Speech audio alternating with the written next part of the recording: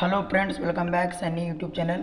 Friends, ಇದುವರೆಗೂ ಯಾರೆಲ್ಲ hostel application ಸಲ್ಲಿಸಿಲ್ಲ ಮತ್ತು ಸಲ್ಲಿಸೋಕೆ ಹೋದರೆ ಯುವರ್ ಕೋರ್ಸ್ ನಾಟ್ ಎಲಿಜಿಬಲ್ ಅಂತ ತೋರಿಸ್ತಾ ಇತ್ತು ಅಂಥ ಸ್ಟೂಡೆಂಟ್ಸ್ಗೆ ಇವಾಗ ನಾನು SC/ST ಕಡೆಯಿಂದ ಬಿಟ್ಟಿರೋ ಹಾಸ್ಟೆಲ್ ಅಪ್ಲಿಕೇಶನಲ್ಲಿ ನೀವು ಅರ್ಜಿ ಸಲ್ಲಿಸಿದರೆ ಅರ್ಜಿ ತಗೊಳ್ತಾ ಇದೆ. ಇವಾಗ PUC degree, diploma, medical, engineering, paramedical, JNM ಇಂಥ ಕೋರ್ಸ್ಗಳು ಯಾರೆಲ್ಲ ಮಾಡಿದ್ದೀರಾ ಅಂಥ ಸ್ಟೂಡೆಂಟ್ಸು ನೀವು ಸಮಾಜ ಕಲ್ಯಾಣ ಇಲಾಖೆಯಿಂದ ಬಿಟ್ಟಿರುವ SC ಹಾಸ್ಟೆಲ್ನಲ್ಲಿ ಕೂಡ ಅರ್ಜಿ ಸಲ್ಲಿಸ್ಬೋದು. 31/8/2025 ತನಕ ಇಲ್ಲಿ ಹಾಸ್ಟೆಲ್ ಅಪ್ಲಿಕೇಶನ್ ಹಾಕಲಿಕ್ಕೆ ಅವಕಾಶ ಇರುತ್ತೆ.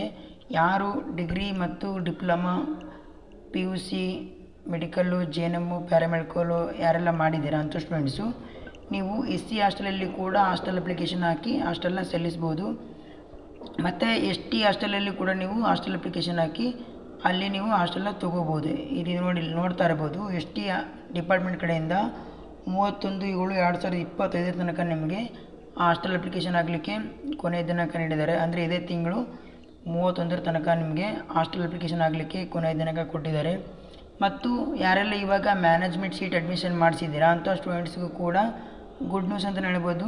ಸಮಾಜ ಕಲ್ಯಾಣ ಕಡೆಯಿಂದ ಹಾಸ್ಟೆಲ್ನ ಕೊಡ್ತಾ ಇದ್ದಾರೆ. ಯಾರೆಲ್ಲ ಇವಾಗ ಮ್ಯಾನೇಜ್ಮೆಂಟ್ ಸೀಟ್ ಡೈರೆಕ್ಟ್ ಹೋಗಿ ಯಾರೆಲ್ಲ ಅಡ್ಮಿಷನ್ ಮಾಡಿಸಿದ್ದೀರಾ ಅಂಥ ಸ್ಟೂಡೆಂಟ್ಸ್ ಕೂಡ ನೀವು ಹಾಸ್ಟೆಲ್ ಅಪ್ಲಿಕೇಶನ್ ಹಾಕಿ ನೀವು ಹಾಸ್ಟೆಲ್ನ ಮಾಡ್ಕೋಬೋದು. ಸಮಾಜ ಕಲ್ಯಾಣ ಕಡೆಯಿಂದ ಆದೇಶ ಕೂಡ ಹೊರಡಿಸಿದ್ದಾರೆ.